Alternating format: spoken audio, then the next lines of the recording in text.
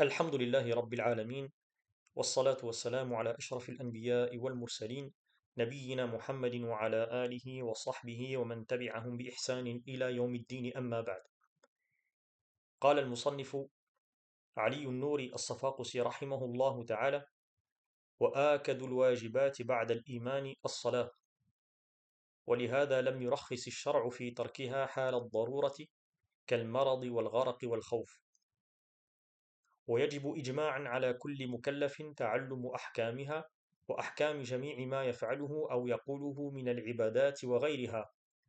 فمن أتى بالصلاة مثلا على صورتها الشرعية وهو لا يعرف أحكامها، قال بعضهم: صلاته باطلة وهو آثم، نسأله سبحانه العافية في ديننا ودنيانا.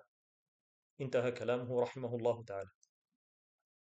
Donc l'imam An-Nouri As-Safaqusi rahimahullah ta'ala poursuit son précis par: après la foi, l'obligation la plus impérieuse est la prière. L'auteur entend ici que l'obligation dont l'exigence est la plus forte après Al-Iman est la prière canonique, donc les 5 prières obligatoires. Et cela est manifeste au vu de la loi qui n'a jamais autorisé l'abandon de ces prières, même dans des situations de nécessité. C'est pour cela que l'auteur dit juste après: c'est pour ça, ou c'est pourquoi la loi n'a pas accordé de dispense permettant de l'abandonner en cas de nécessité, comme la maladie, la noyade ou la peur. Donc on voit ici que le législateur n'a pas permis d'abandonner la prière, euh, ni en temps de facilité, ni en temps de difficulté. Et d'ailleurs, il a même été institué des formes de prière en fonction de certaines situations critiques, telles que Salat al-Khawf, par exemple, la prière de la peur, ou encore Salat al-Musayafa, la prière en situation de combat direct. Et c'est pour cela que les juristes affirment de manière unanime que la prière n'est jamais levée, ou l'obligation de la prière n'est jamais levée, tant que le fidèle conserve sa raison. Et on le voit également dans des situations où même celui qui est incapable d'accomplir les mouvements de la prière, eh bien, la législation l'enjoint à les remplacer par des gestes, par exemple. Et quand bien même il serait dans l'incapacité de faire ces gestes-là, eh bien, la prière, elle, demeure obligatoire via l'intention et les actes du cœur. Donc aussi longtemps que la raison demeure, eh bien, la prière ne peut être abandonnée. Ensuite, l'auteur poursuit, il dit: il est unanimement obligatoire à toute personne responsable, ce qu'on appelle al-mukallaf donc, d'apprendre les règles de la prière, ainsi que celles de tout ce qu'elle accomplit ou prononce parmi les actes d'adoration et les autres domaines.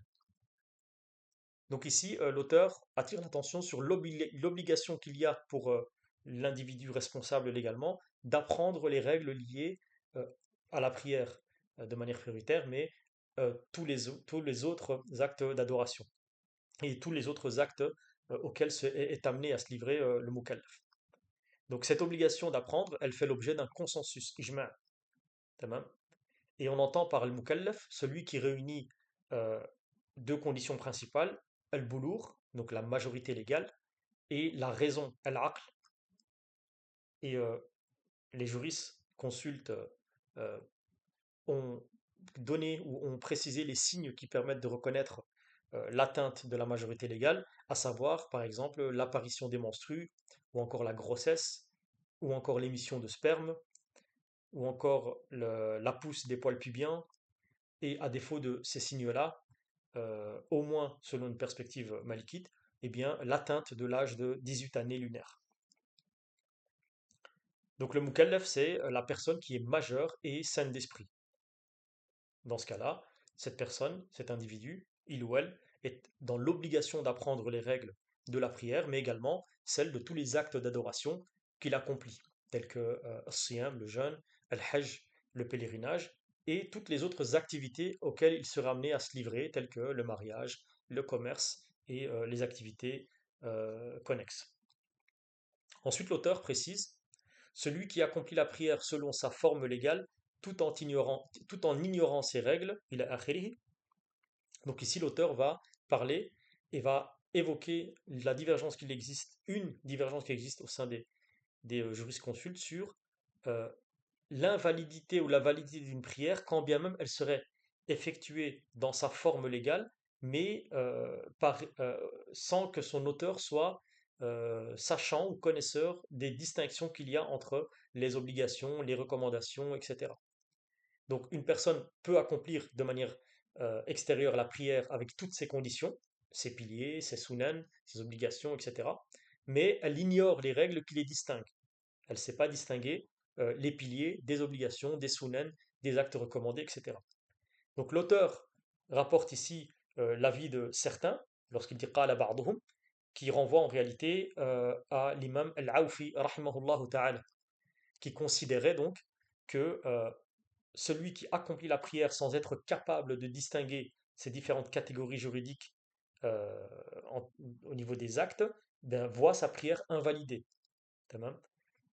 Euh, Bien que en réalité cet avis-là n'est pas l'avis retenu au sein de l'école, tamam, eh bien il faut savoir que c'est un avis qui existe et l'idée ici de l'imam Nouri n'est pas de défendre cet avis, mais plutôt d'attirer l'attention sur l'importance donc d'apprendre.